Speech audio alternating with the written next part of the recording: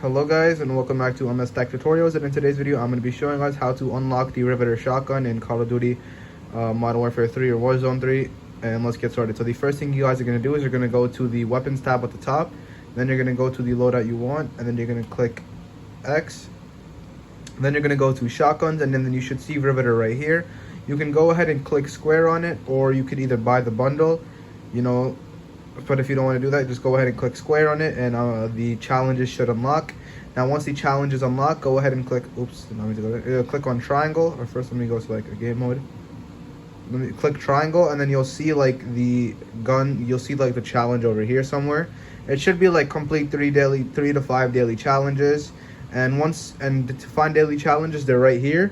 And once you win a game mode like team deathmatch, free for all, that also counts as one daily challenge. So yeah, that is it for the video. Thank you guys for watching. Make sure to give the video a thumbs up, subscribe to the channel, and have a great day.